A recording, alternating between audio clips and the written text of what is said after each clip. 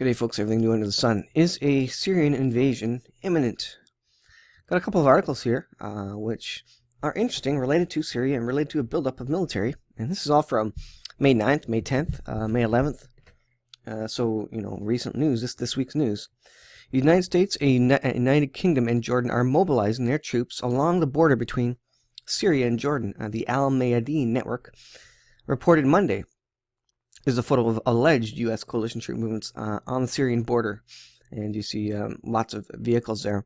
A pan-Arabist network based out of Beirut, Lebanon, released pictures showing dozens of military vehicles, reportedly in the southern border of the provinces. According to Al Mayadeen, the images show U.S., British, Jordanian military, including British battalions with Challenger tanks, with a number of Cobra and Black Hawk helicopters. The media outlet says some 4,000 armed men are being trained in Jordan in the Al-Tanf area along the Syrian border. Al Mayadeen also reported Jordanians were assembling heavy artillery. The U.S. made Herma missile launchers purportedly to enter Syria with air cover and land securing with backup from the U.S. Air Force and Dutch and Bahraini planes. So what's going on there? That's from mintpressnews.com. Sputnik news here. Let me reload this and put it into reader mode here. Miserable fate. U.S. Navy's nuclear submarine strikes a nerve in North Korea. This was what I was thinking about. This. Let me go to this one here. dailystar.co.uk. Is U.S. preparing an invasion? This is from May 10th. Invasion of Syria. Drone images show 400 military vehicles amassed on border. So there's the drone image again.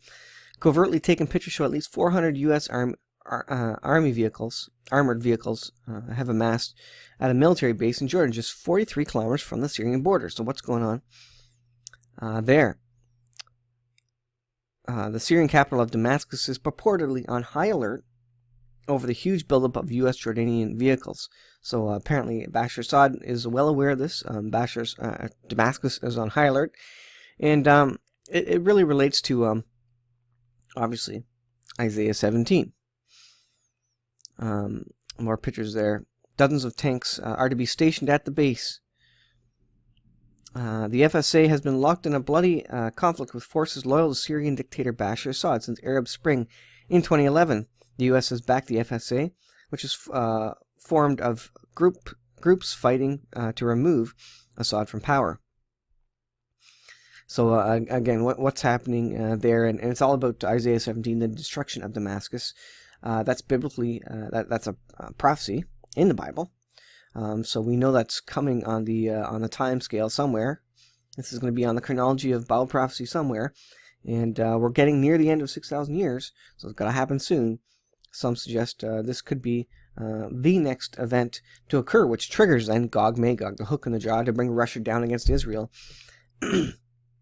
Especially if Israel has any direct part in this. We also know that Israel has been bombing military convoys from Iran that have been trying to transfer weapons to Hezbollah in Lebanon. And so there's lots of movement here militarily. And could this be the start of the Isaiah 17 prophecy? It's we're continuing to move that way. We're continuing to get closer and closer to that as more military hardware masses there. Also, the whole world will battle in the Battle of Armageddon, and so it makes sense. All armies of the world, all peoples of the world, will be focused on the Middle East.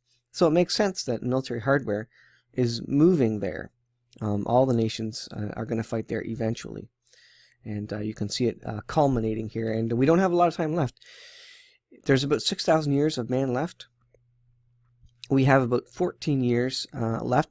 If you consider the last 2,000 years of man, starting from the death of Jesus Christ, which is about 30 years after the death of Christ. After the birth of Christ on the Gregorian calendar. That doesn't put us at 2017. That puts us at about the year 1985 or so. So we are getting near the end, and then you got to fit in there the 7-year tribulation, because that comes before the millennial reign of Christ, the 1,000 years at the end of the 6,000 years. So that means we have 7 years or less prior to the 7-year tribulation period, Daniel's 70th week, to fulfill all these other prophecies, Damascus, Gog Magog, Psalm 83, these sorts of things. A lot of these things have to happen before the tribulation period. And so we don't have a lot of time left. And isn't it interesting that the economy is also gearing up to collapse, or gearing down, if you will. And so all these things are going to really thrust us into that biblically prophetic timeline.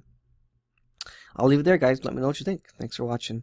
Please subscribe. We'll see you guys in the next video.